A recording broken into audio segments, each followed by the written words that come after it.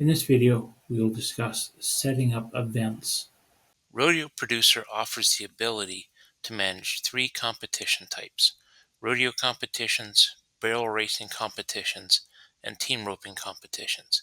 Your account will have been set to a primary competition event type, either rodeo, barrel racing, or team roping.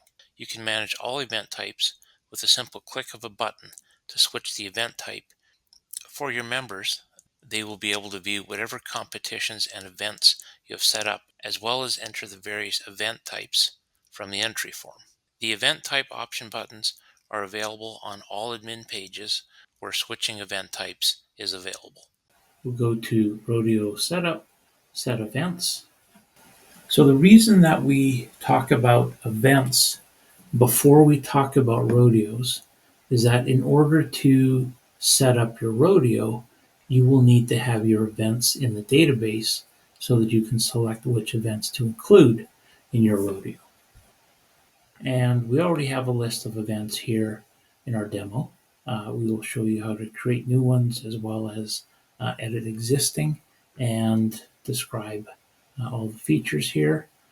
So there's a number of columns in this table, and they correspond to the different settings that you can make when you're setting up or editing an event.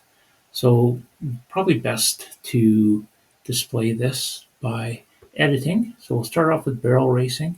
So you can click the edit button or actually just click right on the event name. Now, one of the things we did here intentionally is this is a timed event, but we turned off the penalty just so that we can show you how to turn that on. So we click on barrel racing to edit the event, and you can name your event anything you want. We can change this to senior barrel racing. The draw sort order, and you'll notice that there's a lot of descriptions with each of these fields. So most of what we'll say is already in here. This determines the order in the draw that the event will appear. So in this case, barrel racing or senior barrel racing is going to be the first event displayed in the draw. The entry fee, obviously this is what an entrant, a competitor will pay to enter this event. This amount is included in the payout purse. You can also override this fee for specific rodeos. The display fee, this is something that if you wish to show the combination of entry fees plus additional admin fees in one lump sum, you can do that here. If this event has a different entry fee for your finals rodeo, you would set it here. If you leave it at 0, it will use the existing entry fee. Check this box if your organization allows exhibition runs within this event, and if there's a separate fee or a lesser fee for the exhibition entry fee, you would enter it here. If this is a timed event, such as barrel racing, pole bending, other timed event, we would check this to turn on scoring by time. We will turn on penalty now, so that what that does is it displays a box within the results entry screen. It allows the admin to add a penalty if appropriate. We would check this box if it's a team event, and we'll show you this more when we do a team roping one. So we'll skip most of these. Two-factor scoring, if you're going to score this by both score and time, or time and then score, we would select that. Jackpot pairing is something that if you're also running a jackpot and running this event, this may be appropriate for you. If this is an event that will not pay out dollars, it will only pay out points, then we would turn this on to skip any dollar calculations. If this event is run in a format different than what your rodeos typically are, then we can set that here. So if you would typically run a standard one-go rodeo, but barrel racing is always two-go, then we would do this so it overrides that rodeo format for this event and displays it properly in the draw. Do not show and draw. So this is a way that you can Add other charges that your members can select, say things like horse stall rentals or banquet tickets. This will allow them to select that, pay for it at the same time as their events. It will not incur charges such as per event charges in the admin fees, but this and it will not show up in the draw, so it allows you to charge for those type of items. So we have another special use here, a non-entry event. So this event will not be included in the entry form for members. That is only an admin would be able to add this particular event or this particular charge to an entry.